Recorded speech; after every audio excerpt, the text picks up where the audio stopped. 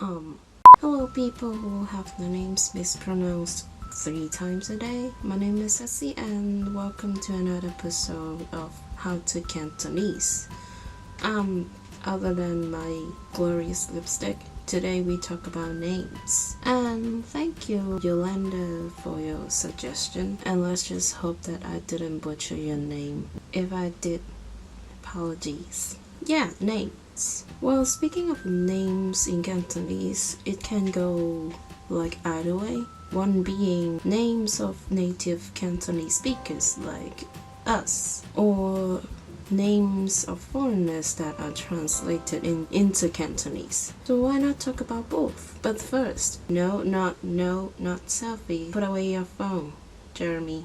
But first, let's talk about how to ask one's name. What's your name in Cantonese is Lý Kiêu Mẹ Mang, but when you are in a rather formal situation, it is kind of rude to ask for people's names. So you can ask this question.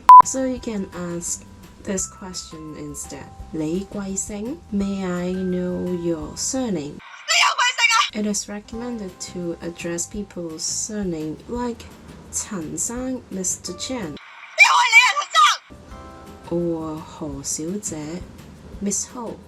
Did you just think about what I think you were thinking about?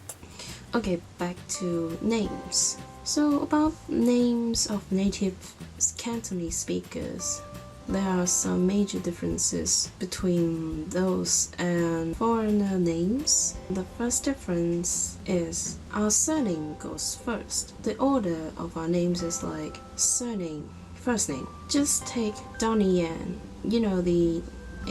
one of the Asian actor in the latest Star Wars movie. The one with the meme. His name in Cantonese is Yan Zidan, and of course Yan is his surname and Zidan is his first name, which brings out the second major difference. No middle names. We don't have middle names, and I don't know why. What is the function of a middle name? Do people address you by your middle names? Back to Donnie Yen. In his name Zidan, both characters are his first name, so not Zi middle name, Dan first name, not like that. So now you know, and you can avoid mispronouncing your Cantonese friend's name. Enough about us. Let's talk about foreigners' names. It's kind of impossible to do a word-to-word translation guide for each and every names in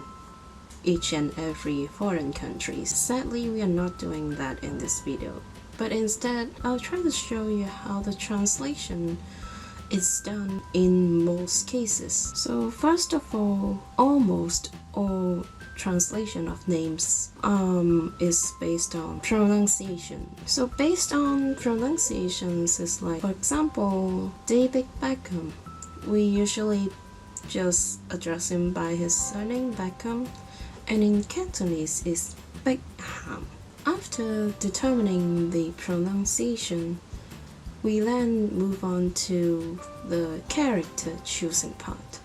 Because like more translation are needed because they have to be addressed in like news or articles and stuff like that. The criteria for choosing Chinese characters for foreign names are being gender appropriate. Wait, did you just assume people's names gender? Other than gender appropriate characters, we also tend to use characters that are actually used in naming in Cantonese. If there are characters that have a deeper meaning or with more elegance, we tend to use them as well. For example, Marilyn Monroe. Her name in Cantonese is Ma Lai Lin Mong Lo, which is a very feminine choice of characters and translation. So the process up to this point is basically done, unless there are special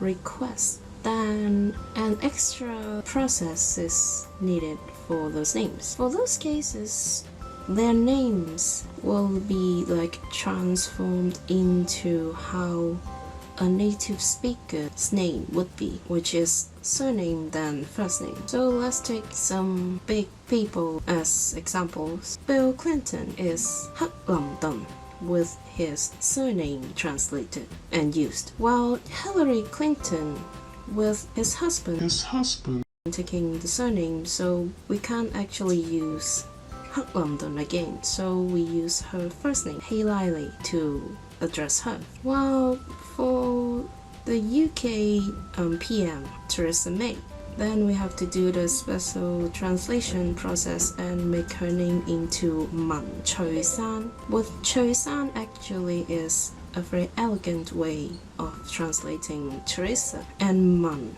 refers to her surname, May. That's pretty much everything about names in Cantonese.